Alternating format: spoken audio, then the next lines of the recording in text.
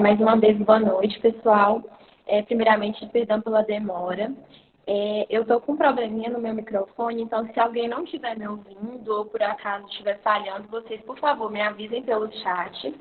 Mas é um prazer ter vocês aqui conosco. Sejam bem-vindos a mais uma oficina do nosso primeiro congresso online da ALASP. Meu nome é Renata e eu estou aqui hoje representando a LANFA, que é uma das ligas organizadoras do evento, que é a Liga de Medicina de Família e Comunidade da União Evangélica, em Anápolis, no Goiás. E é um prazer, né, ter vocês aqui hoje para a gente discutir sobre um tema tão importante para a nossa sociedade no atual momento.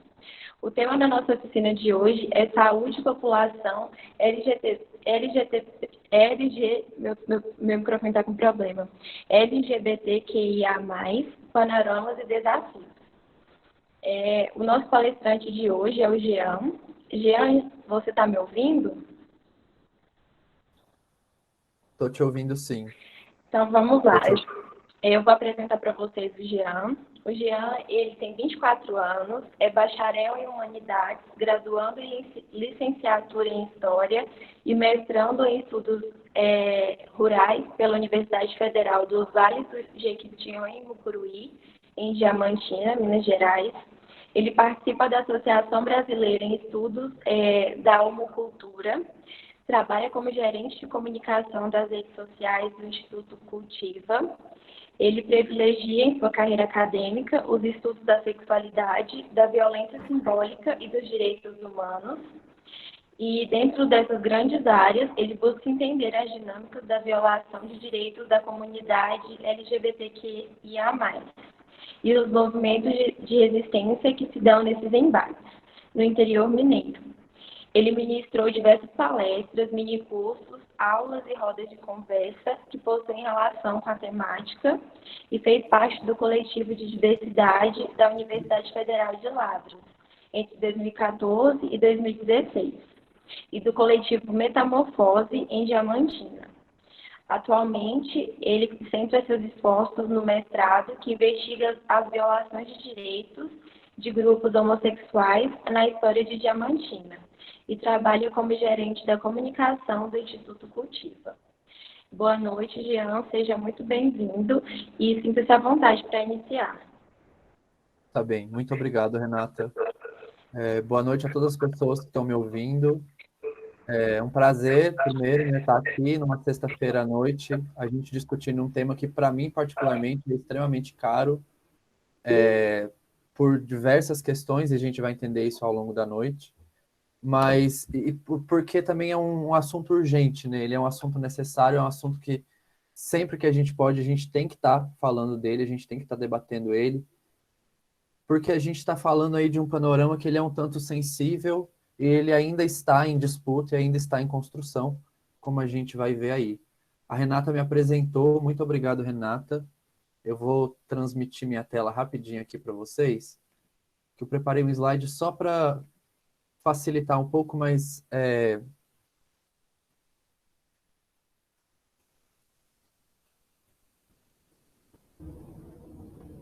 só um minutinho. Vocês estão vendo? Puder alguém ativar o microfone e me responder rapidinho, só para eu saber.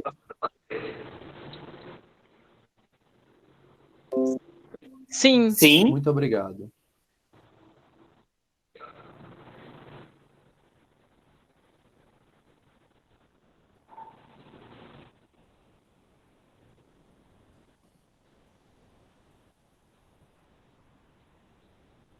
Bom, enquanto carrega, meu computador é ligeiramente lento de tanto usar o Photoshop o dia todo. Não sei se vai rolar, mas se não rolar, eu consigo por aqui também. Pode ser até melhor. Foi. Bom, como a Renata disse, eu sou Jean Gabriel, eu sou bacharel em Humanidades, eu sou mestrando em Ciências Rurais atualmente. Eu vou pedir que tenha alguém com o microfone ativado, se puder desativar, por gentileza, porque eu ouço minha voz. Obrigado. Eu ouço minha voz dando eco e eu não sei se vocês estão me ouvindo. Muito obrigado. Bom, eu sou bacharel em Humanidades pela UFVJM, que é a Universidade Federal dos Vales do Jequitinhonha e Mucuri. Eu sou mestrando em Estudos Rurais também por essa universidade. E agora, mais no mestrado, ficando um pouco mais nesse assunto, eu pesquiso a homossexualidade no interior de Minas Gerais. Como que a nossa relação aí com o coronelismo, a nossa relação aí com anos de escravidão, com o trabalho rural, né, com o café, com o leite, com a cana, enfim, a diversidade de coisas que Minas Gerais produziu e produz ao longo dos séculos, né? Isso sem mencionar a mineração, por exemplo, que ainda deixa Minas aí enlamaçada, né? Então, tentar entender como que a homossexualidade se dá no meio disso tudo, já que ela é uma característica inerente à humanidade, né? Desde que existe humanidade, existem múltiplas expressões de gênero e formas de ser e estar no mundo. A nossa cultura ocidental privilegiou e privilegia por diversas questões, uma cultura que é calcada, né, nos costumes judaicos cristãos, ela constrói essa ideia binária, né, de que existe o homem e a mulher, e aí isso é amplamente difundido de diversas formas, que hoje em dia tem sido bastante questionado, mas ao longo da experiência humana na Terra já apresentaram dissidências, né? Então falar de sexualidades que não sejam a heterossexualidade não é algo que está agora na moda. Na verdade, é algo que por um período passou apagado e silenciado e agora a gente está conseguindo retomar. Eu sou também membro da Associação Brasileira de Estudos da Homocultura, que é a ABE, e eu também participei do coletivo Metamorfose em Diamantina. Foi o último coletivo onde eu estive. Estive porque, infelizmente, o coletivo não funciona mais hoje em dia. Antes da gente começar, e como a grande maioria que me ouve hoje são estudantes da área da saúde, e aí eu venho de um outro campo que são as ciências sociais, a história e a educação, eu acho que para a gente conseguir aí ter uma conversa proveitosa nessa noite, eu gostaria desse momento em que eu chamo de aguçando o olhar, né? Vocês que aí agora no momento me ouvem, leem a minha tela, né?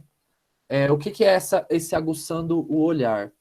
A forma como a gente entende o mundo, a forma como a gente vê as coisas, a forma como a gente se relaciona com o mundo lá fora, ela não é algo natural. Ela não é algo que simplesmente acontece e é assim que tem que ser. Nada está dado, pelo contrário, né? É tudo construído. E é construído historicamente e tem reflexo no nosso social, né? Então, por muito tempo, mulheres eram proibidas de utilizar calças, por exemplo. Então, tudo isso é uma construção de percepção de mundo que, ao longo da história, vai se modificando e tem que se modificar, né? A gente está em constante evolução, né? E não evolução na ideia de qualidade, se está melhor ou se está pior. Não. Mas existir no mundo pressupõe movimento. Então, a gente está se movimentando. Então, nesse movimento, a gente também vai ter o movimento de tentar compreender o nosso mundo, formar conhecimento. Então, é o que eu estou chamando aqui de formar epistemes. Epistemes são modos de saber, modos de entender o mundo. E aí, aqui nessa noite, o que eu estou propondo para vocês é essa viagem por uma outra episteme, que às vezes a gente não vê na TV, às vezes a gente não vê nas salas de aula, a gente não vê no rádio, a gente não vê na propaganda, e justamente por isso, por a gente não ver, é tão necessário da gente falar sobre. E aí, então, eu quero compartilhar com vocês um pouco de saber. Eu tenho dedicado minha carreira acadêmica a estudar essas temáticas, né, como foi dito.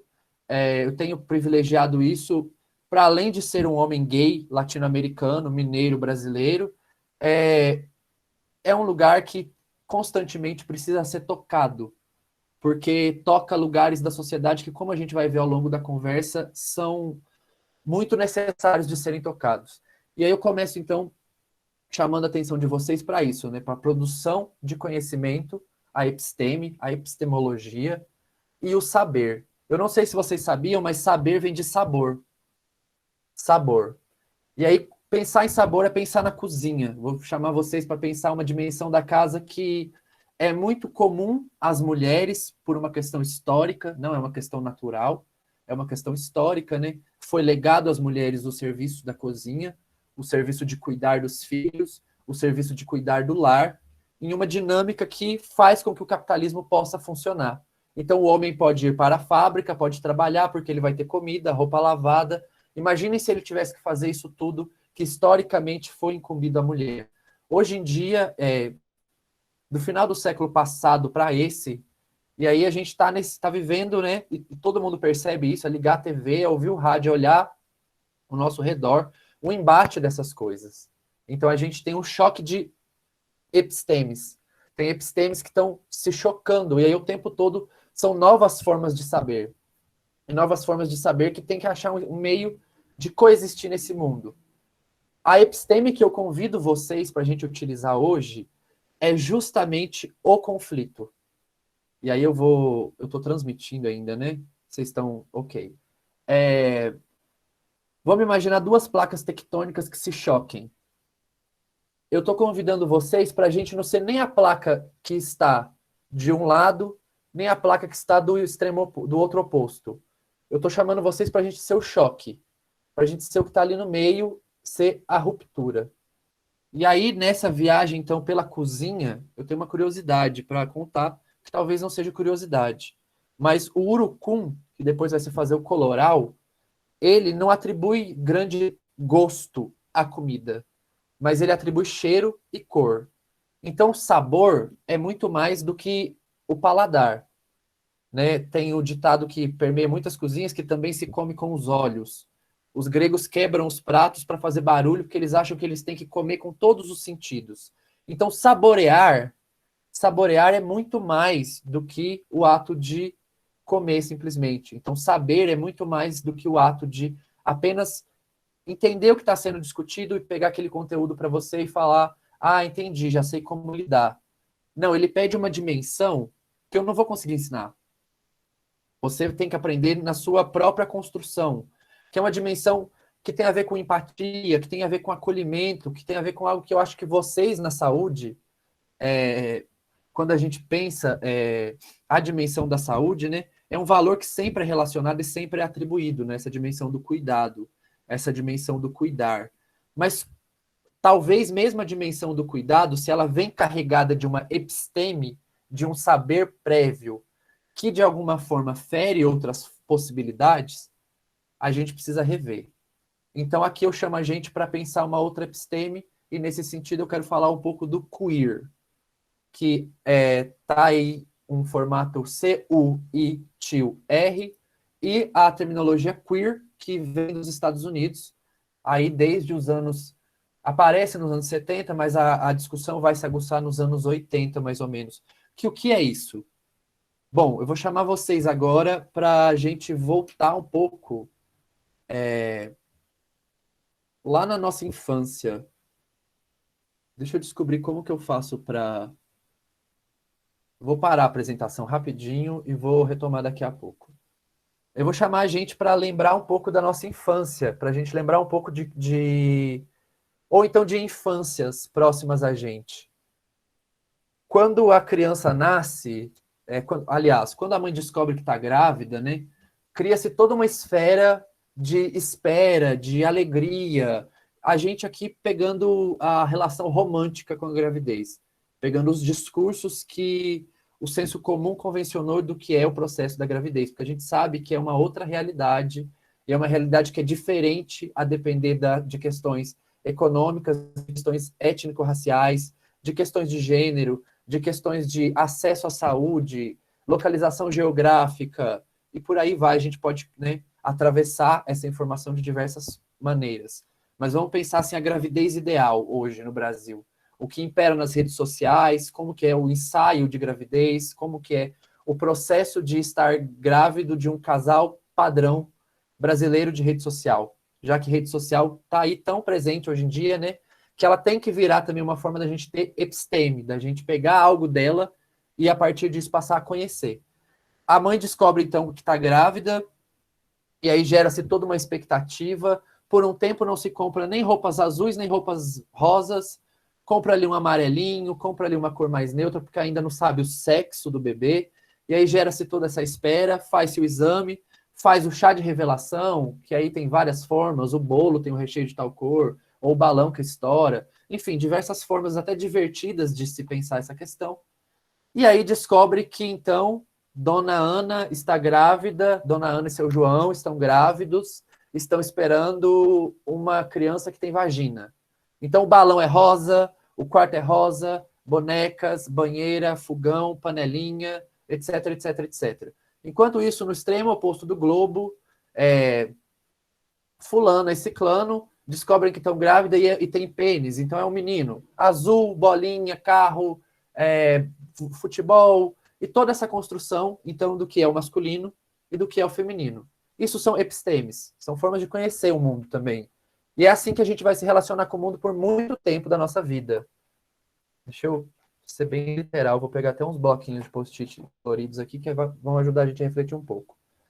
E aí a gente vai crescer assim, então, fila de menino, fila de menina, o menino brinca na rua, e aí tem um estudo social muito legal que chama Sociologia do Espaço. E aí, agora que a gente está aqui, então, na infância, eu convido vocês a pensar um pouco como foi a infância de vocês, e aí, se vocês logo se reconhecerem enquanto exceção, não, comigo não foi assim, não. Mas pensem o resto da humanidade, ou então, a humanidade é muito, né? O resto do Ocidente, o que a gente tem como costume, como valor, o que está na TV, o que está na novela, e o que é ensinado para muitos dos nossos colegas, de outros familiares, talvez não seja o nosso caso. Né? Existem formas de ser e estar diferentes, mas existem essas epistemes que eu estou apresentando para vocês, que imperam, de alguma forma, né? Que são tidas como normas, que são normativizadas, portanto, normativas. E daí a ideia de heteronormatividade. Então, na sociologia do espaço, a gente vai ser chamado para pensar o seguinte: a menina, quando brinca no fogão, ela brinca no canto da parede da casa, com outra colega, talvez, ou sozinha, ali com os objetos dela, naquele canto isolado da casa. Já o menino é o território da rua. Ele pode jogar bola, ele pode brincar de carrinho, ele pode correr, ele pode subir na árvore. Esses costumes, eles, claro que podem variar e vão variar dentro da cultura, né? Mas, de alguma forma, vários discursos vão permear a vida das pessoas. Se não isso, a escolha do banheiro, se é o banheiro do menino ou o banheiro da menina, a escolha da fila na escola, fila de meninas, fila de meninos, vai no dentista, aí menina ganha uma escova rosa, aí menino ganha uma escova azul. Então a gente vai tendo vários reforços ao longo da vida dessas formas do mundo funcionar, de alguma maneira, né? Aí, ok, então essa é a episteme que a gente vai convivendo. Quando eu falo uma epistemologia queer, quando eu chamo para pensar essa outra forma de ser, estar e pensar o mundo, então eu estou chamando a gente para pensar essa relação que ela não é nem tanto para o azul, nem tanto para o rosa, nem tanto para o macho, nem tanto para a fêmea, nem tanto para o masculino, nem tanto para o feminino. E aí isso pode ser muito alargado, né? Nem tanto para a mulher, que só tem que ter a dimensão do cuidado, cuidar da casa, cuidar do filho, cuidar do marido, e o homem que tem que trabalhar, sustentar a família, correr atrás do sustento de todos e etc. Eu estou querendo que a gente pense a fronteira, o conflito, nenhum nem outro, muito pelo contrário. Aqui, ó, o meio, a bagunça, a discussão. E eu não estou aqui para criar soluções. Se você veio aqui essa noite e aí você quer ter uma formação bem massa sobre como solucionar os problemas que a gente vai trazer aqui essa noite, eu te peço sinceras desculpas. O fazer científico que eu tenho assumido como compromisso é o de criar perguntas. É o de criar perguntas que levem a outras perguntas, a outras perguntas e a outras perguntas, de uma forma que a gente nunca pare de se perguntar. Porque, como eu falei lá no começo, evolução, estar e ser estar, no mundo, no universo, é movimento. É movimento. Então, se você diz, estou certo disso, você não está em movimento, você está assumindo um lugar que é estagnado de alguma forma. Então, pensar saber episteme de uma maneira queer, e dentro da América Latina, e é aqui que eu quero chamar a atenção agora, é pensar diversas perspectivas e diversas vivências diferentes. A América Latina, e aí Eduardo Galeano vai falar isso muito bem nas Veias Abertas da América Latina, ele vai falar de como que o histórico de vida da América Latina, de como que a história que a gente teve no nosso continente, ela é uma história de saque, de roubo, de violência, de estupro, de abuso e de diversas outras questões. Então, pensar uma epistemologia queer e pensar também uma epistemologia latino-americana é pensar conflitos, é pensar rupturas, é pensar dores e é pensar processos que são ainda muito recentes e ainda muito efervescentes na nossa sociedade. Podem não bater na nossa porta, chamar pelo nosso nome, mas existem. E aí, então, pensar a partir da América Latina como um povo que já tem, então, aí, como um gene social, vamos pensar assim, né? Algo que vem de gerações, ligado ao sofrimento, ligado ao histórico de escravidão, ligado ao histórico de matança dos povos originários, dos indígenas, ligado a esse processo sangrento que é até hoje, né? E aí, para pensar tudo isso, amarrando então essa primeira parte da nossa conversa, vamos pensar assim, eu chamo vocês para se perguntarem que horas são. Hoje é 7 de agosto de 2020 e são 8h31 da noite, do Brasil, com mais de 100 mil mortos por uma pandemia. Até pouco tempo, a gente ainda vivia sem uma figura no Ministério da Saúde muito sólida. Eu acho que até agora a gente ainda não tem solidez, né? Quando a gente vai falar dessas questões aqui no Brasil. Então, só por isso eu poderia encerrar a nossa conversa e dizer que o panorama que a gente tem de saúde, historicamente foi complexo, é complexo, e historicamente nos mostra que tende a piorar, que tende a ser um tanto quanto mais difícil daqui para frente. E aí no capitalismo a gente vivencia um movimento que é o seguinte: quando as crises econômicas se aguçam, quando a crise econômica pega fogo, quando a bolsa quebra, quando o dólar sobe, tende-se também na mesma proporção, a se arrefecer essas discussões que são sociais. Então, tende-se a atacar o direito das mulheres, o direito das pessoas negras, o direito das pessoas LGBTQIA+, tende-se a atacar. Isso, historicamente, a gente pode ver pela nossa história, assim, né? Mesmo que o capitalismo hoje lucre com o pink money, que a gente vai chamar, que é o dinheiro que o comércio de produtos voltados para a comunidade LGBT de alguma forma gera, né? Então não vamos enganar, não é bondade da O Boticário que a gente apareça na propaganda da O Boticário, né? Não, não estamos falando de bondade, não existe bondade, né? Existem finanças. Tá aí o exemplo recente do que foi o processo da Natura, né? E quando anunciou quando teve toda a polêmica envolvendo o Tami, teve também as ações da empresa de subindo, né, disparando e tudo mais. Então, no capitalismo também nada é por acaso. Então, estamos falando aí de um panorama que historicamente ele é sangrento, ele é dolorido, mas agora entrar mais na parte que nos importa, já pensando que vocês entenderam mais ou menos de onde eu falo para essa apresentação ficar até mais saborosa, né? Vou usar aí um termo que eu já usei com vocês agora há pouco. E aí, então, o que que a gente tem que pensar quando a gente vai pensar o histórico da questão LGBT atrelada a essa discussão de saúde, né? Por muito tempo, a gente viveu uma patologização dos corpos. O que que eu quero dizer com isso? Por muito tempo, a gente denominou pessoas, corpos, realidades que fossem dissidentes à norma, dissidentes ao que é normativizado e, portanto, normativo, e atrelou ao que era considerado anormal, subversivo demais, diferente demais, estranho demais, freak, queer, um lugar à margem. E aí, quando a gente está pensando à margem, a gente está pensando diversas margens. A gente está pensando também a margem do acesso à saúde. Para mim é muito fácil acessar um posto de saúde hoje, para uma pessoa travesti, negra, que mora em um bairro periférico, ou qualquer outra característica que a gente possa colocar aqui, é diferente. A gente está falando, então, e aí também estão entendendo que as margens são diferentes.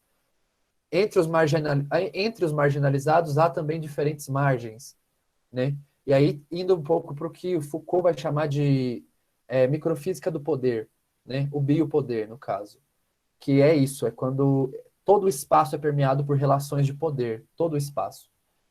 E aí, então, pensar esse histórico e pensar a patologização dos corpos é refletir que por muito tempo expressões que hoje a gente considera normal, que hoje a gente considera naturais, que hoje a gente considera jeitos de ser e estar, em algumas ocasiões, porque muita gente ainda não considera, e a gente vai falar disso um pouco para frente, foram institucionalizadas, presas, internadas, assassinadas, silenciadas, apagadas, sofreram um processo de exclusão e silenciamento ao longo da história de diversas formas. E aí eu chamo a atenção para um caso um pouco mais específico, eu não sei como que, acho que aparece invertido, então eu não vou investir nessa metodologia, mas eu vou transmitir a minha tela para vocês, para a gente conversar um pouco. Quando a gente está falando de direito ao gênero, quando a gente está falando de direito ao corpo, quando a gente está falando de patologização dos corpos, a gente está falando de uma construção do que é normal e do que é anormal ao longo da história da humanidade. E aí, então, pensar a história, a relação com a saúde, é voltar um pouquinho no tempo e pensar historicamente isso e tentar aguçar o nosso olhar, então, nessa direção. Essa fotografia, ela rodou o mundo, apresentando, então, na época, uma menina com o corpo coberto de mosquitos, coberto de moscas, no Hospício Colônia de Barbacena. Ele funcionou em Barbacena durante bons anos, durante boa parte do século passado, e onde mais de 60 mil pessoas foram mortas. Muitas dessas pessoas homossexuais, que não cumpriam com a expectativa dadas a ele, de se interessarem por mulheres, ou eram abandonados pela família, ou eram, de fato, pegos compulsoriamente internados nesse lugar, ainda nessa ideia de que o corpo que não obedece à norma, ele precisa ser curado, ele precisa ser corrigido, ele precisa ser preso. Então a gente convive aí com esse histórico, isso faz parte da história aqui de Minas Gerais. E a gente fala bem pouco disso, né? A gente vai falar muito mais do Tiradentes, do Juscelino Kubitschek, do que essas outras questões, né? Não que isso tenha peso, não que tenha que ter peso. Acho que a história não trabalha assim, e não deve trabalhar assim, né? Pelo contrário. Tudo é importante de ser falado, mas a gente fala bem pouco ou não fala sobre isso. E aí, então, essa foto rodou o mundo, ela foi feita por um fotógrafo. Depois, ao final, eu posso disponibilizar todas as informações mais detalhadas. Eu vou só passando por essas informações por agora, para a gente poder ter um bate-papo depois, e quem quiser se colocar e comentar alguma coisa, ficar à vontade, que eu acho que esse processo é importante para mim, para vocês, e enfim. E essa foto, então, rodou o mundo, dizia ser de uma menina que estava coberta com o corpo coberto de moscas, denunciando essa realidade do hospício de Barbacena. Muito tempo depois foi se descobrir que, na verdade, tratava-se de um homem, era um menino. Só que no hospício de Barbacena tinha esse processo de as características eram todas eliminadas, a pessoa se tornava só mais um. Então, só mais um, mal se sabiam os nomes, alguns sequer falavam, em situações que foram muito deploráveis e que, como eu disse, mataram mais de 60 mil pessoas. Então, aqui pensando que a sexualidade ela é vista no corpo, você reconhece uma pessoa, outra pessoa LGBT, uma pessoa LGBT, por características que ela traga no corpo, seja o próprio ato de falar, olá, eu sou gay. O próprio ato de falar é o corpo que está carregando. Isso, ao longo da história, passou, então, por um processo de tentativa de coibir, de corrigir e de expurgar de alguma forma. Mas isso, como eu disse, existe desde que a humanidade existe, né? Não é algo que começou agora e não é algo que vai acabar amanhã, felizmente. É preciso muito mais, né, do que o que historicamente foi feito às pessoas com gêneros e performances dissidentes para acabar de fato com essas pessoas, né? Eu acho que pelo contrário, eu acho que a gente tem caminhado aí para construir ainda mais pontes, ainda mais elos, ainda mais possibilidades, né? Mas então, pensando a questão um pouco, a nossa história no mundo, então, saindo aí da história da patologização, então isso para chamar a atenção de vocês que ao longo do tempo a gente foi medicado, foi hospitalizado, então a nossa relação com a saúde ela é um pouco diferente. Mas eu vou falar um pouco mais de história agora, e aí a gente continua a partir daqui. Essa foto ela é de São Francisco, ao final da década de 60, começo da década de 70, onde aconteceu a primeira rebelião, que por muito tempo foi chamada de rebelião gay, rebelião homossexual, mas hoje a gente sabe que foi um movimento muito mais encabeçado por travestis latino-americanas, drag queens latino-americanas, afro-americanas e caribenhas. Então, foi um processo muito mais queer, muito mais de pessoas que você olha e diz, é homem ou mulher? E vão te responder, não. Não é nenhum nem outro, não interessa. Então, que estão aí nessa fronteira, que estão aí brincando, que estão aí... Quando eu digo brincando, não no sentido de brincar como se fosse algo menor, mas eu digo que estão pegando o azul e o rosa e dizendo, eu uso os dois, e é isso, eu sou sim um homem, eu tenho sim vagina, eu sou sim uma mulher, eu tenho sim um pênis. E essas questões não são necessárias para dizer de quem eu sou, porque eu digo quem eu sou. Essa é um pouco da pegada da epistemologia queer. E aqui, essa foto em específico, eu gosto um pouco de história e imagem, né? Para a gente nos ver ao longo do tempo, olhar para trás e conseguir ver a nossa raça humana, né? A humanidade.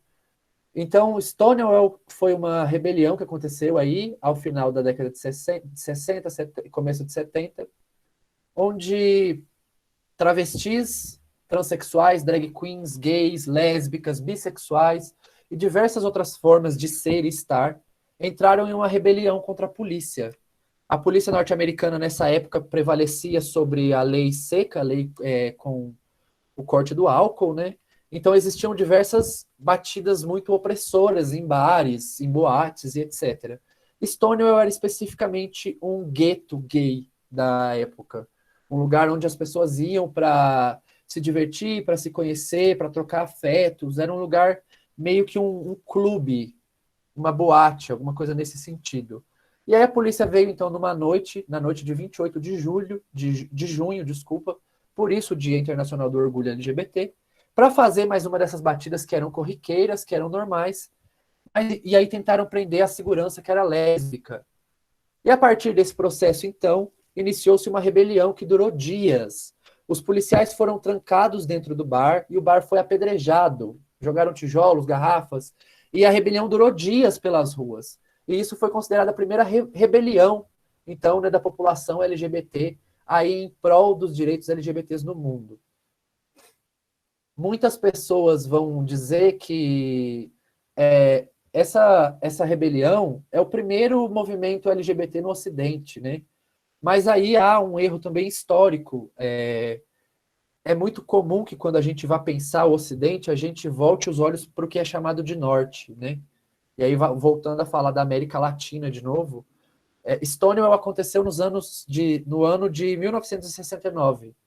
Desde os anos 66, 67, já existiam grupos que se organizavam na Argentina em prol dos direitos da comunidade homossexual, travesti, transexual. Então, disse que começou em Stonewall, mas onde há poder, há resistência. Então, eu acho que a resistência LGBT ela existe também desde que existe o preconceito. Formas de resistir existem, e aí eu acho que a história está aí para mostrar para a gente, né? E aí deixo de indicação o filme, por exemplo, A Garota Dinamarquesa, que vai falar de um processo do que por muito tempo vai se chamar de mudança de gênero, que hoje a gente compreende que não é bem isso, né? É um processo de redesignação sexual. E aí, vindo então para solos brasileiros, para nossa pátria mãe gentil, hoje talvez não tão gentil, o movimento LGBT ele se organizou junto com... Deixa eu só achar a imagem aqui. Junto com o grupo de afirmação homossexual Somos, em São Paulo. Isso ao fim da ditadura, aí em meados dos anos 70, ele começou a se organizar, vai participar de algumas passeatas, como que é o que vocês estão vendo na tela agora, que já lá em meio à ditadura pede, né, o fim da discriminação do trabalhador homossexual. Então ainda se dizia homossexualismo, né? A gente vai ter só essa mudança para entender que não se trata de uma doença, não é patológico. Nos anos 80, quando a OMS faz esse processo. Então, aqui no Brasil, o movimento chega nesse momento. Só que junto com esse momento, historicamente, no mundo, a gente está vivendo o processo de HIV e AIDS, que por muito tempo foi chamado de câncer gay. Porque diziam, né, os religiosos e as alas mais católicas deste tempo histórico é importante a gente entender que também as religiões vão mudando, né? E hoje diversas religiões têm se aberto a essas questões, e é um movimento necessário, porque a fé é uma característica humana. Existem diferentes formas de se relacionar com o que é tido como sagrado, né? Então eu acho esse movimento muito bonito e muito valoroso.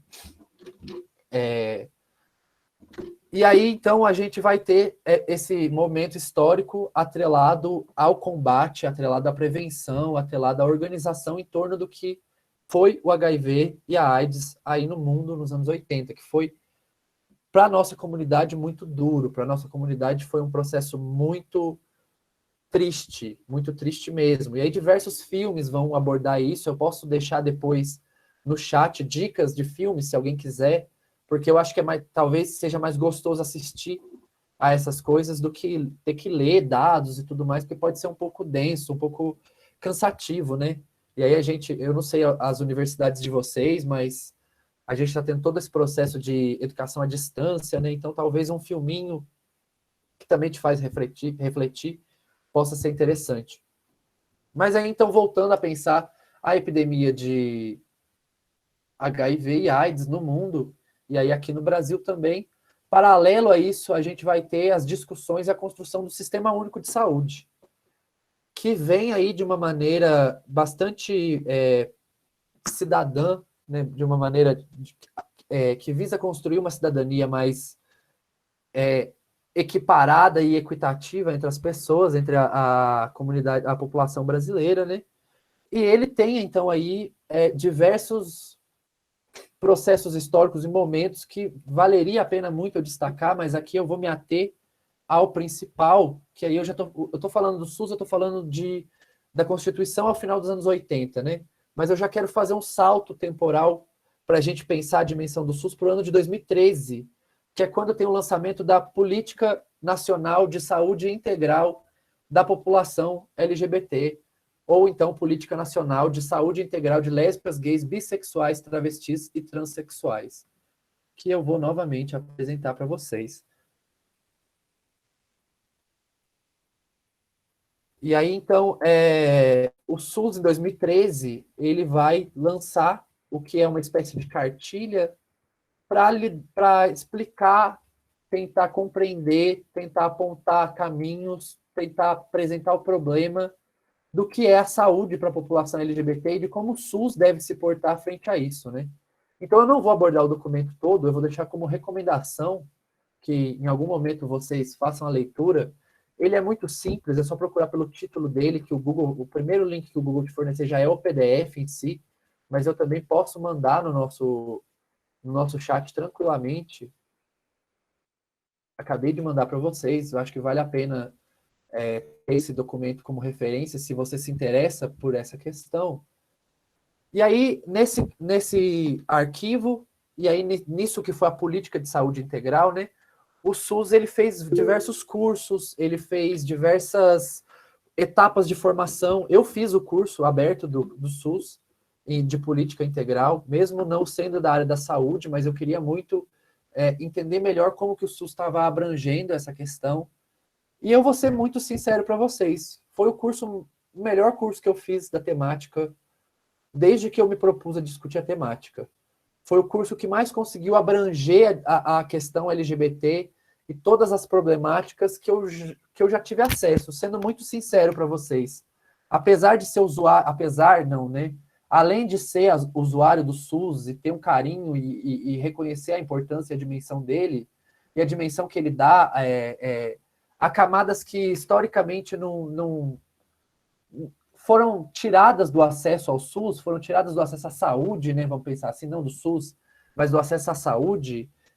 Eu tenho, além de eu ter essa admiração e esse respeito, foi um curso muito bom, foi um curso muito denso, de conteúdo muito necessário e positivo. Então eu recomendo que vocês leiam sim a cartilha, se tiverem a oportunidade, ou tenham como material de consulta. Eu vou abordar um pouco mais, eu vou afunilar um pouco mais o nosso funil daqui a pouco, mas para falar do SUS, eu me atenho um pouco a este curso e a essa cartilha, que eu acho que é muito necessária e valiosa, né? Mas então aí a gente está vendo que falar de LGBTQIA+, e falar de saúde, historicamente, é conflituoso, doloroso, acho que a gente pode pensar um pouco essa dimensão também, né? E aí, dando continuidade, saindo um pouco, então, do SUS, saindo um pouco desse entendimento do que é o SUS, por que eu não vou abordar muito o SUS em questão, o Sistema Único de Saúde e toda a política nacional de saúde LGBT? Porque tem a cartilha. Eu acho que essa cartilha, por si só, ela cumpre já uma função muito grande. E eu acho que ela é muito necessária e valiosa nesse sentido. Então, e não seria honesto com vocês também que eu viesse aqui e só falasse para vocês o conteúdo da cartilha meio que mastigado, né? Não seria interessante. Então, eu acho interessante eu fazer o processo que eu venho fazendo na minha trajetória acadêmica, que é criar problemas. E aí eu amo criar problemas dentro da academia, eu estou dentro da universidade fazendo pesquisas justamente para isso, para as pessoas lerem, olharem e falarem, é o quê?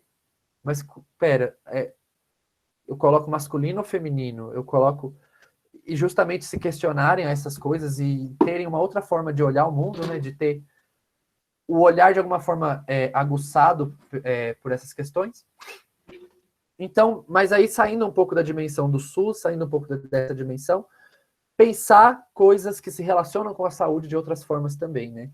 Recentemente, o Brasil conseguiu equiparar os crimes de feminicídio contra mulheres transexuais com os crimes de feminicídio contra mulheres cisgêneras que eram punidos pela Lei Maria da Penha.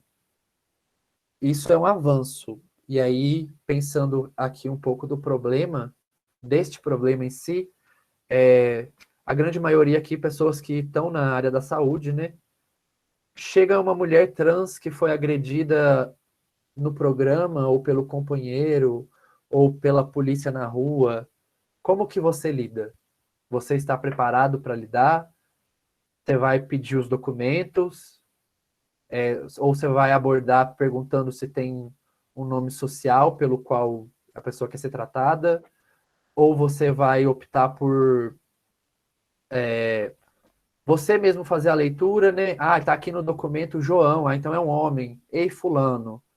E aí a pessoa que está ali numa situação de vulnerabilidade, numa situação de agressão, numa situação de necessidade de acolhimento, vai se sentir novamente agredido porque não teve o seu nome social, o seu gênero, de alguma forma respeitado. Isso vai afastar ao invés de agregar, né? Então, se a gente está pensando aí a saúde da família, a saúde como uma questão ligada à cidadania, a gente precisa perguntar e se perguntar essas coisas, né? E aí perguntar é muito positivo. Eu não sei o gênero, eu não consigo saber se é ele ou ela, se é João ou Maria.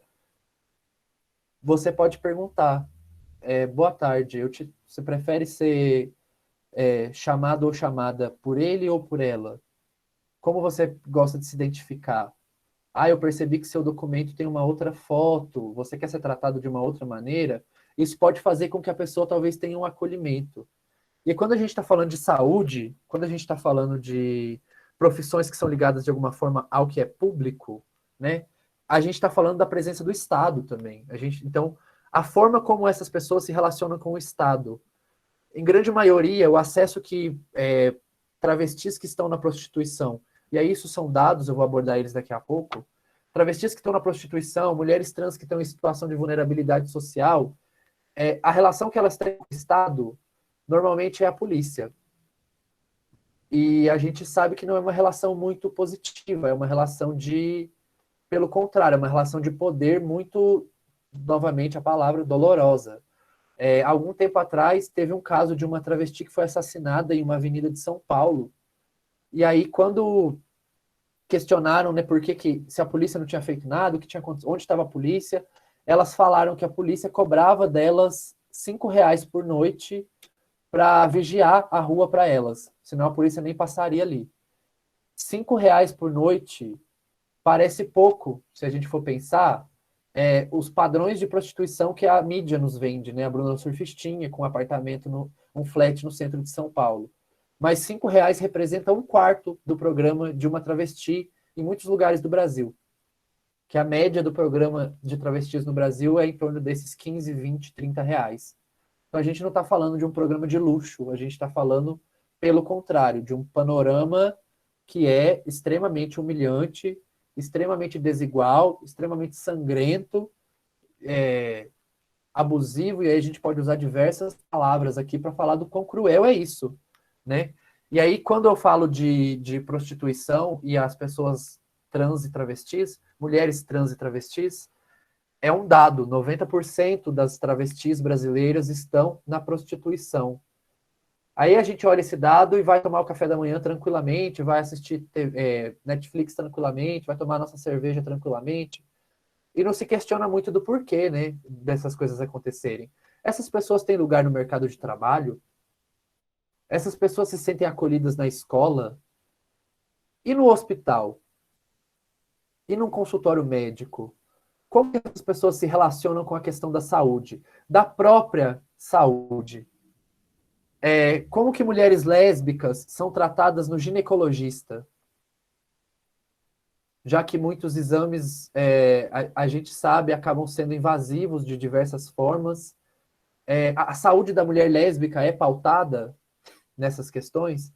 E aí quando a gente vai pensar atravessando a população LGBT por esses outros recortes que o Brasil coloca, a gente tem que pensar as pessoas negras, a gente tem que pensar as pessoas da periferia, a gente tem que pensar as pessoas da zona rural.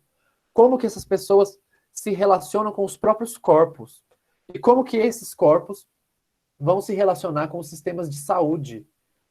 Homem não chora, isso é viadagem, homem não faz assim, homem não faz assado, constrói uma cultura de homens que morrem de câncer de próstata por preconceito de ter o reto tocado, de ter o ânus introduzido por um dedo.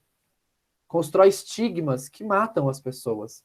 Então, quando a gente perpassa isso tudo pela visão, pelo olhar das pessoas LGBT, pela questão LGBT, pela comunidade LGBT, a gente pode usar também diversas outras palavras, a gente precisa se ater a isso. Ele quer ser tratado de ele mesmo? Ou talvez ela? Mas eu posso perguntar, mas não vai ser uma agressão ainda maior? A gente sabe que dentro da... Alguém mandou uma informação. Pois é, hoje o El Lima comentou aí no chat, acho que vocês podem ver que 47% das mulheres que fazem sexo com outras mulheres realizam consultas ginecológicas hoje, segundo um dado que o Drauzio Varela trouxe. Então, esse acesso, ele vai acontecer de diferentes formas, né? E aí não é minha intenção também chegar aqui e amarrar para vocês muito bem fechado e muito bem amarrado e uma exposição muito bem construída para vocês irem amanhã para a realidade de vocês, para as UBS, para os hospitais, para as clínicas, para os consultórios, para as salas de aula, para a vida, e vocês saberem lidar com todas as questões. Porque eu ia estar sendo hipócrita porque eu não sei. Então, por isso que eu digo, eu estou aqui para criar os problemas. As respostas a gente vai correr atrás juntos depois. E aí a gente faz isso junto e acho que junto vai dar bem certo, assim. E aí eu queria chamar a atenção para um outro dado, aí falando do Brasil e falando um pouco mais, uma questão um pouco mais geral, assim. O Brasil aparece no mundo como o país... No mundo é um pouco confuso de se dizer sobre, mas eu posso dizer que no Ocidente ele aparece como o país mais homofóbico e transfóbico do mundo. E aí, paralelo a isso, é também o país que mais consome pornografia com travestis e mulheres trans. E aí, então, segundo o Grupo Gay da Bahia, que mantém hoje o site Quem a Homotransfobia Matou Hoje, em 2018 a gente matou 420 pessoas. A gente assassinou e a gente suicidou, porque a gente também tem que falar da saúde mental dessas pessoas, né? E aí a gente pode ver que o Sudeste ele aparece com um número bem alto, o Nordeste também aparece com um número bem alto, e aí outras regiões vão aparecer com um número um pouco mais baixo, mas é preciso a gente conversar um pouco sobre como esses dados são forjados. Muito recentemente, os crimes de homofobia foram equiparados aos crimes de racismo. Então agora, daqui para frente, a gente vai conseguir ter mais dados para falar sobre isso. Mas até então, este levantamento que vocês estão vendo na tela de vocês, mortes de LGBT no Brasil do ano de 2018, eram feitos com boletins médicos e notícias da mídia que conseguiam ser coletadas. Porque às vezes a travesti era morta e aí ela era enterrada com o nome que foi registrado ao nascer. E aí, então, a notícia era de fulano, homem, foi morto. Enquanto a gente está falando de uma travesti. E aí, sim, a gente está vendo ela sofrer uma outra agressão. Ela foi morta por um sistema transfóbico, e este mesmo sistema transfóbico vai negar a ela o direito a se dizer no feminino, o direito a se dizer travesti, a se dizer mulher trans, após a morte. Então, a gente aí comete também uma outra agressão. E aí, vendo um pouco melhor os dados, esse gráfico está um pouco com a qualidade baixa, porque ele é do relatório do Grupo Gay da Bahia, que faz anualmente esse relatório. Então, ele vai dizer que 45,5% são os gays que morrem, 39% são as pessoas trans, 12,4% as mulheres lésbicas, 1,9% pessoas bissexuais e pessoas heterossexuais 1,2%. Aí vocês vão perguntar, mas como assim pessoas heterossexuais? Vocês lembram do caso do pai e do filho que estava na Avenida Paulista e apanharam porque foram confundidos com um casal gay? É disso que a gente está falando. Quando a gente está falando de performance de gênero, de combate à LGBTfobia, a gente está falando disso também. A gente está falando do direito de um pai e um filho caminharem de mão dada, uma mãe e uma filha caminharem de mão dada, sem ser lidas enquanto um casal. A gente está falando de legitimação de troca de afeto entre homens. Você pode sim abraçar o seu amigo e isso não vai quebrar a sua masculinidade. Você não vai ser menos macho se você chamar um amigo e falar, cara, eu brochei. Aconteceu isso. Ou para sua namorada se abrir. Ou para sua família. Você não vai ser menos homem se você chorar. A gente tem que superar isso, porque isso também constrói esses lugares que matam, né? E aí eu vou falar um pouco de como que acontecem esses crimes e de qual a característica desses crimes aqui no Brasil. Para vocês que estão indo aí para a área da saúde, para vocês que estão aí estudando esse tema, um tema que eu acho fantástico, eu tenho imenso respeito mesmo, eu fico, inclusive, muito feliz, eu me sinto muito honrado de poder falar com vocês nessa noite, porque eu acho que na universidade, nas epistemes, na academia, a gente fica um tanto distante as nossas áreas, e eu acho que são áreas que precisam sempre dar as mãos e conversar, porque elas são áreas imprescindíveis, né? A existência e resistência, hoje, sobretudo, resistência da nossa raça, né, na Terra, assim. Aí eu falo raça enquanto raça humana mesmo, e não pensando no conceito de raça que por muito tempo imperou, inclusive dentro da medicina, né? Então, pensar as mortes de pessoas LGBT no Brasil é pensar... Podiam ser só mortes. Morrem heterossexuais também, morrem... vocês, né, a gente podia falar, é isso, pessoas morrem. Quem está vivo, a única certeza que tem é de que vai morrer. Seria simples se a gente dissesse que é só isso, né? E aí a gente precisa se perguntar, então, como, onde, quem, quando morrem. A gente pegar... existe um estudo que diz que na América Latina, as mortes de pessoas LGBTQIA+, de pessoas que não são heterossexuais, de pessoas que não têm uma performance de gênero heteronormativa, são, em grande maioria, cerca de 80% a 90% com requintes de crueldade e tortura. Então, quando a gente está falando de assassinato da população LGBT, a gente não está falando de uma morte que corriqueiramente acontece e porque é LGBT a gente resolveu registrar. Nossa, olha só, ela é lésbica, tropeçou, bateu a cabeça no meio-fio e faleceu. Anota aí como crime de LGBTfobia. Ah, ele é bissexual, foi atropelado por um carro. Anota aí como LGBTfobia. A gente não está falando disso. E aí o relatório do Grupo Gay da Bahia, ele é muito preciso quando ele vai trazer as causas das mortes, né? E aí, para poupar vocês, eu não vou mostrar imagens, eu não vou... Eu acho também que a gente não tem que lembrar das vítimas dessa maneira, mas eu vou citar alguns casos para ilustrar um pouco de como que as mortes acontecem aqui no Brasil. Alexandre Ivo, ele era um menino do Rio de Janeiro, de 14 anos de idade.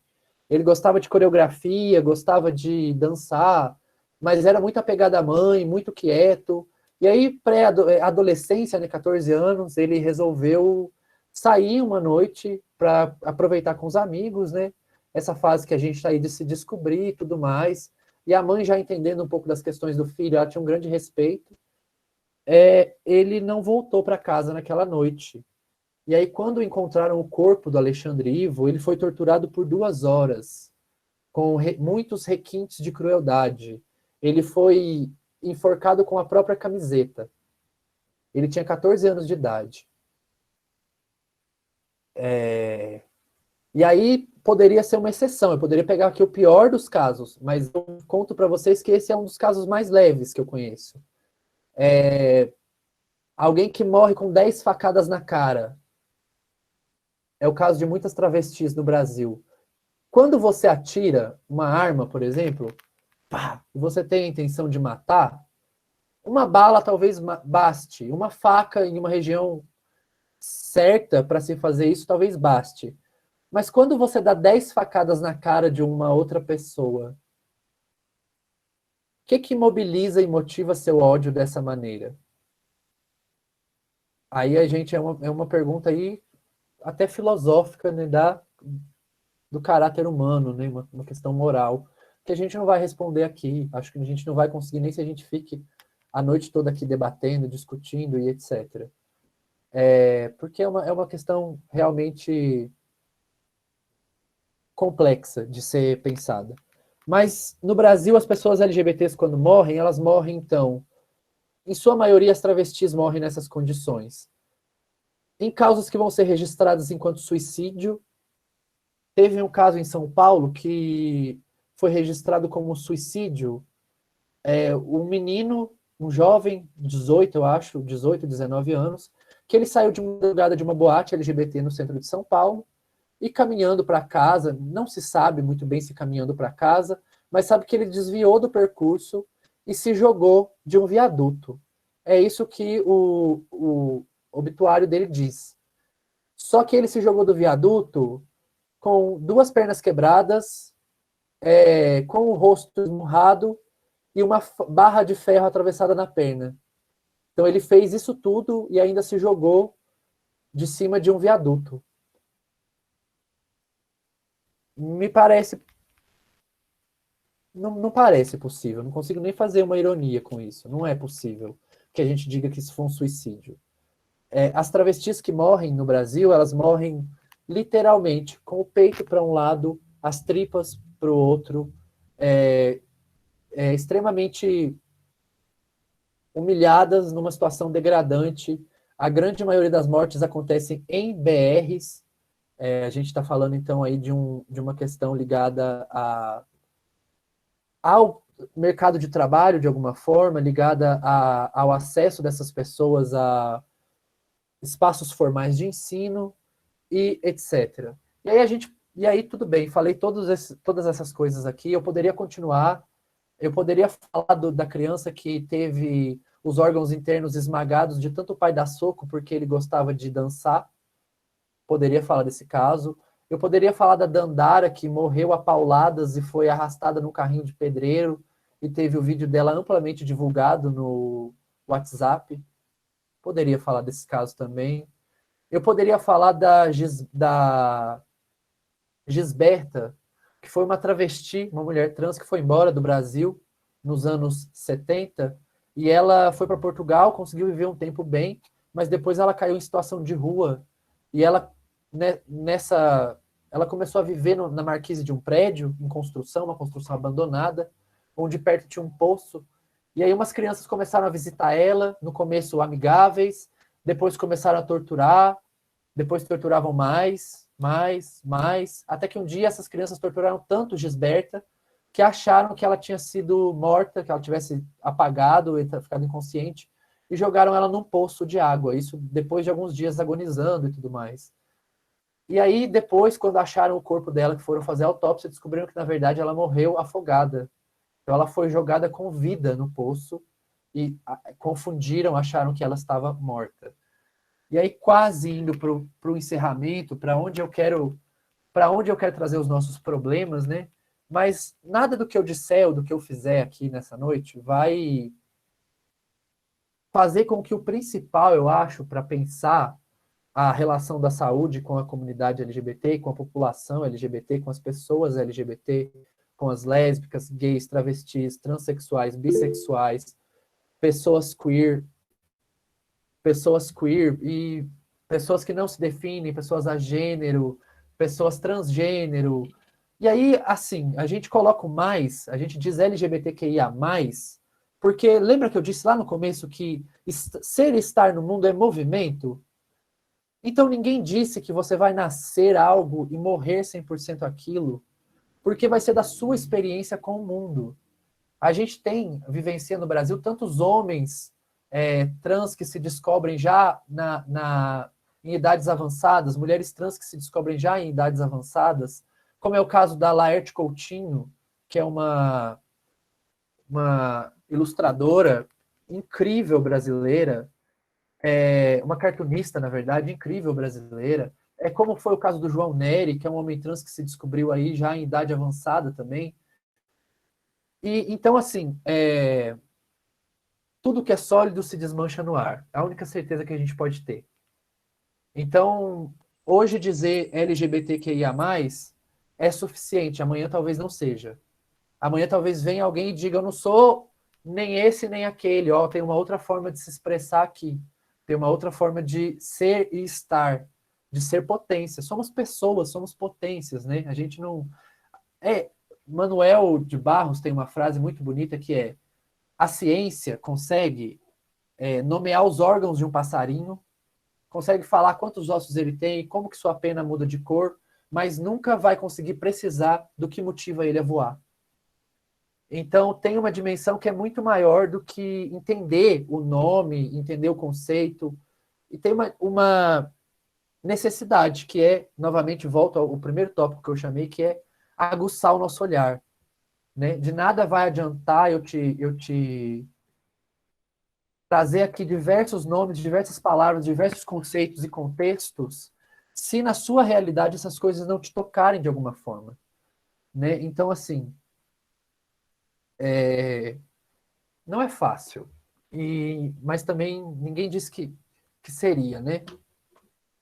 E aí a gente vive no Brasil hoje um processo complexo, que é o endurecimento, né, de ideologias que são extremas, né? Vamos falar do fascismo. Independente da sua escolha eleitoral no último pleito, a gente está vivendo aí um avanço de políticas extremas, né? De políticas de extermínio. Eu mostrei para vocês os dados de 2018. São os dados mais recentes que a gente tem com uma boa precisão, porque de 2019 para cá vários outros números podem entrar para construir os dados, então eles ficam mais complexos e é muito difícil de falar deles. Mas hoje a gente já mata uma pessoa a cada 19 horas por ser LGBTQIA+, no Brasil.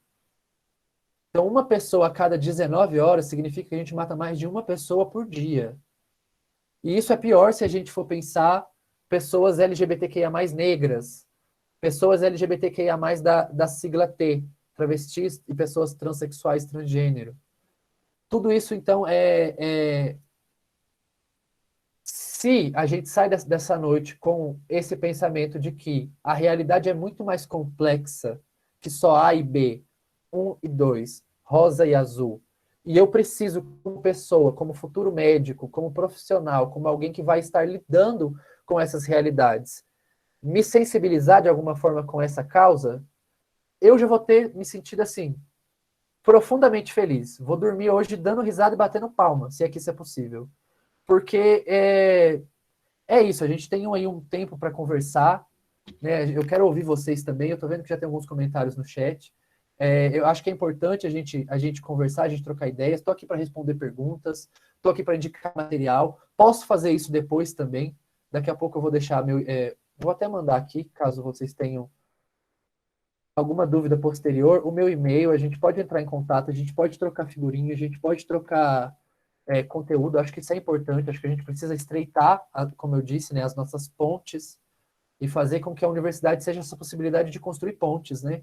Amanhã vai estar todo mundo esperamos, né? Mas a grande maioria de nós no mercado de trabalho saiu da universidade E aí essas questões vão atravessar a nossa vida e o tempo que era para a gente pensar sobre elas talvez já tenha passado. E aí a gente vai reproduzir erros dos nossos pais, dos nossos avós, dos nossos bisavós. E aí o mundo vai continuar em movimento, mas esse movimento que é lento, ou esse movimento que o Brasil tem vivido que é um pouco para trás, que é um pouco de retroceder. Antes a gente falava de ampliar liberdades e hoje a gente agarra as poucas liberdades que tem para não deixar que tirem, né? Então é muito complicado também, assim. E é isso. Eu acho que é não ter medo de perguntar. Eu acho que quando a gente assume com humildade a nossa posição, eu não sei se eu te chamo de ele ou de ela. Com carinho, sem ser de uma maneira agressiva, sem ser de uma. Tá tudo bem. Tá tudo bem saber que não saber e dizer que não sabe. Tá tudo bem não saber, tá tudo bem pesquisar. Mas é isso. E aí, quando a gente está pensando no hospital, só pensar alguns casos que me vêm à mente rapidinho, e aí sim passo a palavra para vocês, quero muito ouvir vocês também. Tem pessoas que podem se sentir desconfortáveis, porque talvez estão acompanhadas de familiares, então não vão dizer da sexualidade. Eu já tive amigos que relataram, nossa, eu fui fazer determinada prática sexual, isso me machucou de alguma forma, mas foi minha mãe que me foi levar no médico. Como que eu falo do lado da minha mãe que eu estava transando e tive uma fissura anal, por exemplo? Vamos pensar um problema real que pode acontecer. Ou uma mulher lésbica, como que eu falo para o ginecologista do lado da minha tia que eu faço sexo com outra mulher? Então, assim, essas dimensões todas, elas precisam ser pensadas, né, quando a gente vai para a realidade do hospital, para o dia a dia do que é o cuidado da saúde, né? E muitas dessas pessoas vêm armadas e vêm munidas desse medo. Então, assim, seria muito legal para uma pessoa que é acolhida numa situação de vulnerabilidade ter um acolhimento mesmo, empático, ser olhada no olho e perguntar para uma pessoa travesti, boa noite, como eu posso ajudar a senhora? Isso para ela já vai ter uma outra. Isso já soa para ela como uma coisa muito grande, porque é isso, é uma realidade, é um panorama que a gente vive que ele é muito duro e a gente vive implorando por espaços de acolhimento. Então, se o seu plantão no hospital puder ser esse espaço para o nosso acolhimento, muito obrigado. Muito obrigado mesmo. E aí eu quero ouvir de vocês também, eu quero ouvir mais, eu quero saber mais dessa outra realidade que de fato eu não conheço. Eu conheço a realidade da sala de aula, a realidade da universidade, né, desse mercado da comunicação. Eu sou comunicador do Instituto Cultiva, como foi falado no começo, que trabalha com prevenção de violência escolar, então a gente também pensa a dimensão da saúde de alguma forma, mas eu quero ouvir de vocês. Eu vi aqui no chat que já tem duas mensagens. A Camila, muito obrigado, Camila, mesmo, pela sua mensagem. E que bom mesmo que esse papo pode fazer com que a gente amplie as portas que são abertas, né?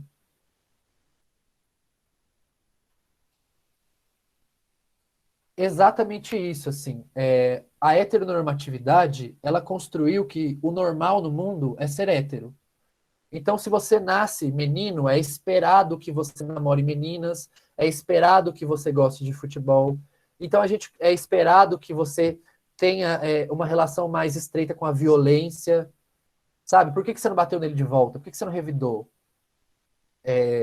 Não deixa ele falar assim com você, não. Ah, se fosse comigo eu não deixava. Então, a gente assume esse lugar, né, de que todas as pessoas do mundo são heterossexuais.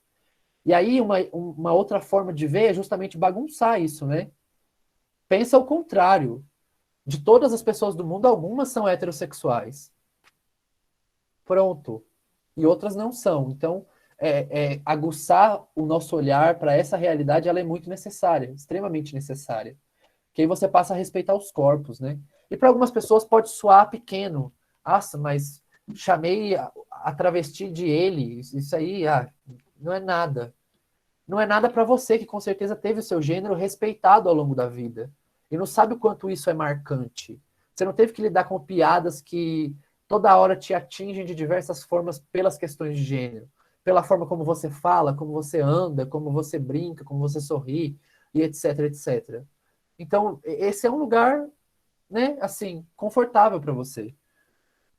A Rai está dizendo, Rai Chaves, como você acha que pode ser o contato, o diálogo com a população LGBT para encorajar a busca por atendimento médico?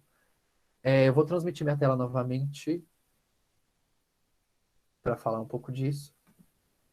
Eu acho que o curso, o Política Nacional de Saúde Integral LGBT, ele já cumpre já uma função nesse sentido de falar um pouco disso, assim, né? De pensar um pouco isso. Eu acho que esse processo também de construção dessa saúde da família voltada para esse atendimento mais próximo, mais íntimo, né, as famílias, os núcleos familiares, ele pode ser um caminho também. Mas aí é preciso ser feito com algumas questões, né? Por exemplo, se a gente está falando de pessoas trans que trabalham na prostituição, essas pessoas trabalham à noite.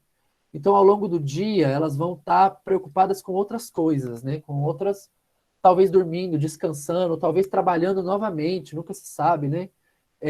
Então, até essas questões a gente precisa refletir. A gente tem esse embate muito na educação. Por que que o EJA, o Educação para Jovens e Adultos, não contempla travestis? Porque as aulas são à noite. E à noite elas estão fazendo programa, né? Então, assim, então talvez elas não vão mesmo conseguir ir ao BS, ao posto de atendimento, à unidade básica de saúde, dessa maneira, como seria o ideal e como a gente gostaria que fosse. Porque para elas é inviável. Mas eu lembro de uma iniciativa do governo de São Paulo. E aí é lutar por política pública, né? Quando a gente está falando disso também, a gente está falando disso, assim, de um terreno na política pública que precisa ser disputado. E aí a gente está também chamando vocês para vir disputar com a gente, né? De alguma forma, e lutar para que essas coisas virem leis, para que essas coisas virem. Tornem-se legais e tornam-se legalizadas e tornem-se direitos e deveres, né, que sejam cumpridas. Em São Paulo, na gestão do Haddad, professor Haddad, é, ele implantou Transcidadania, que era um programa de acolhimento e atendimento das pessoas trans, né? Então tinha um processo desde fabricação de currículos, a acolhimento em casas, a cestas básicas em alguns casos, ou salário emergencial em alguns casos de extrema vulnerabilidade. E aí, entre essas iniciativas, tinham alguns carros de saúde que circulavam pela cidade. E aí, e esse é um processo lindo, né? Inclusive, eu participei dos dois encontros LGBTs da União Nacional dos Estudantes, a UNE, em 2015 e em 2017. E aí, em 2017 foi em São Paulo, e aí a gente teve a oportunidade de conhecer a iniciativa do Transcidadania, algumas das atividades, né? E a primeira vez, e aí, olha, eu estou falando de um lugar até razoavelmente privilegiado, mas aí um relato próprio para falar um pouco da dimensão da saúde, né? Foi a primeira vez que eu me testei com os exames rápidos de HIV, de sífilis, de ISTs, né, infecções sexualmente transmissíveis, na vida. Foi dentro de um carro do Transcidadania. Eu que não sou de São Paulo, eu que fui para participar desse encontro, tive a oportunidade de conhecer essa iniciativa, né? Então, um carro que vai para a rua fornecer testes, fornecer prevenção, fornecer alguns cuidados mais urgentes, mais emergenciais ali, é um modo muito grande de se aproximar, né? E aí a gente realmente está falando de um campo de aproximação que tem que ser feito, mas de um modo que seja cuidadoso, porque a gente vai ter diferentes realidades, né? Eu estou falando de São Paulo, eu estou falando de São Paulo, uma capital que tem muitas pessoas trans, travestis na rua, em situação de periferia, ou trabalhando com programa. Mas isso é diferente numa cidade rural, por exemplo, numa cidade que seja pequena.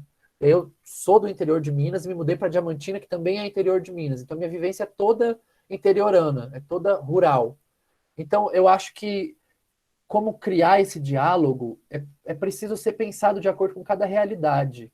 Mas se a gente sai da graduação, da nossa formação, com essas coisas como ímpeto, como necessidade, eu acho que a gente consegue fazer um trabalho interessante.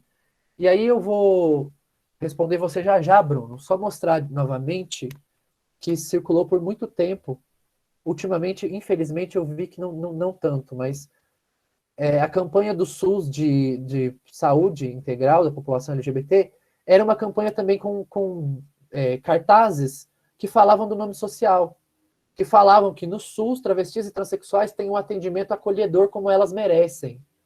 Né? E aí tem a atriz que fez a foto, infelizmente, faleceu no ano passado, se eu não me engano. E aí, para falar que, né, que no SUS o nome social, então, ele é respeitado, ele tem validade.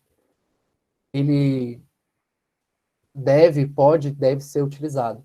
Essa é uma forma de aproximação.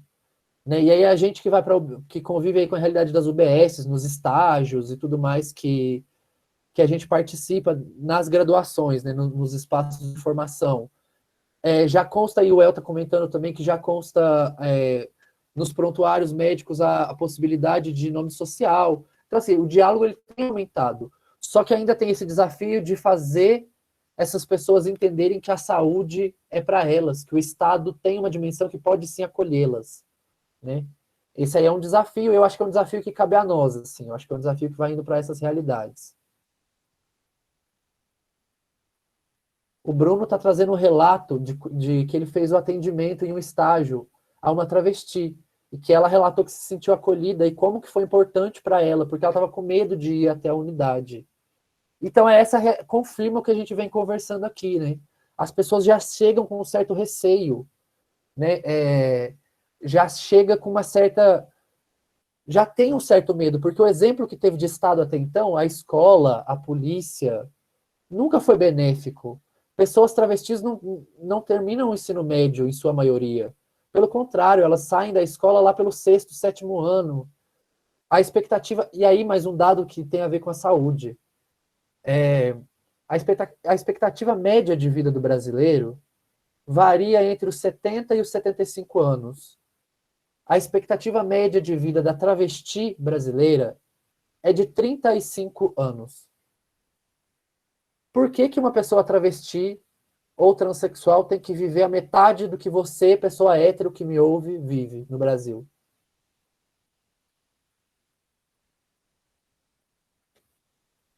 A resposta é muito mais complexa e muito mais ampla do que eu gostaria que fosse, né? E é muito mais dura e difícil e complexa. Mas eu acho que faz a gente refletir. Acho que é importante para a gente refletir.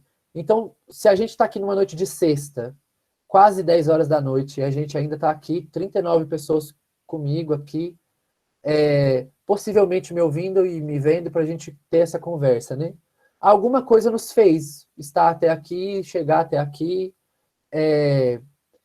Então, se o que nos fez chegar até aqui é essa necessidade de aprender, de ouvir, de ir para essa realidade que nos espera depois dos bancos da universidade, ou até não depois, talvez a gente já esteja fora deles, ou enfim, para a vida, é a nossa vontade de compreender mais, de saber mais, de saborear mais o mundo, né? Então, se a gente está aqui, se a gente se abre a essa possibilidade, por que não deixar que outras pessoas também saboreiem e saibam de uma resistência mais positiva, mais humana, mais digna, mais cidadã? Eu acho que no final a gente está falando disso, de cidadania, né? E aí eu queria saber se alguém quer fazer algum comentário, alguma pergunta, como que a gente está de tempo. Eu vi que aí tem o link pessoal para validar a presença, então não se esqueçam de assinar. Isso, aparecer só para reforçar isso, para o pessoal não esquecer, porque senão a gente não consegue gerar o certificado da oficina no final. Mas o tempo, Jean, se ainda tiver dúvidas, pode continuar, tá ok. Beleza. Como é sexta-noite, apesar da gente estar em situação de pandemia, né? Eu vou deixar bem aberto a vocês. Se alguém tiver mais alguma questão, mais alguma pergunta, algum comentário, manda aí no chat ou ativa o microfone e fala. Senão, talvez a gente já possa caminhar para o fim, então, né? Bom, Sim. para vocês.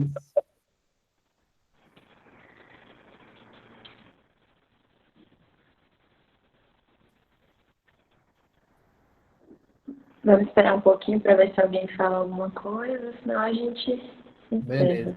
Beleza.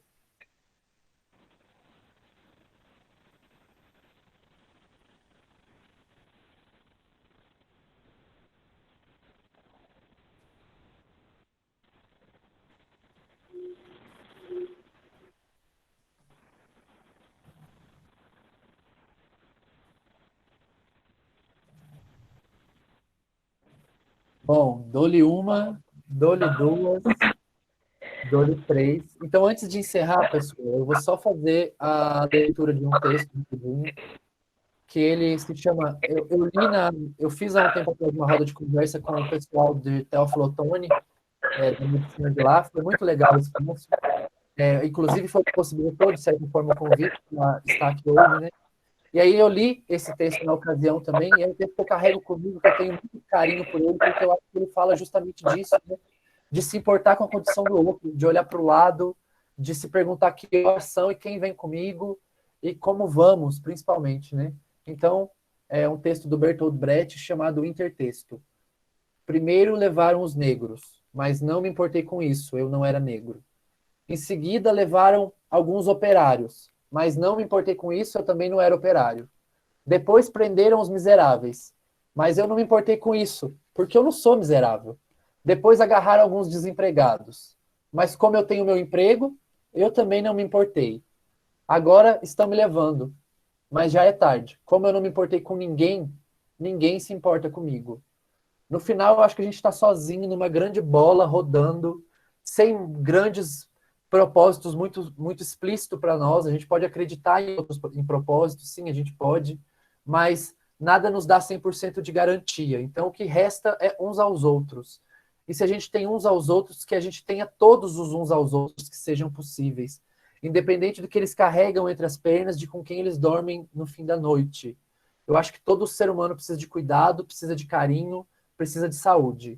Então é isso, eu agradeço mais uma vez a oportunidade, desejo um bom final de semana para todo mundo e que vocês brilhem na vida também, o quanto for possível. Muito obrigado. Jean, em nome da Lácio, também queria te agradecer. Tem muita mensagem no chat, depois tu dá uma olhadinha, o pessoal está também te agradecendo, parabenizando. Sim, pode deixar. E realmente contribuiu muito para a gente. Você pode dormir tranquilo, como você falou, porque essa oficina, tenho certeza que todos nós, a gente vai sair saiu, né, dessa oficina com um pensamento diferente, com visões diferentes, uma noção, às vezes, que a gente não tinha, uma abertura do olhar que às vezes a gente não tinha. Então foi um momento muito bom. Obrigada por compartilhar todo o seu conhecimento com a gente, todas as suas experiências, e parabéns pela oficina. Muito obrigado. Eu deixei no chat também o Instagram, eu sempre tento fazer essas discussões lá. Tem sido meio que o meu canal para divulgar um pouco da construção política que eu tenho tentado fazer.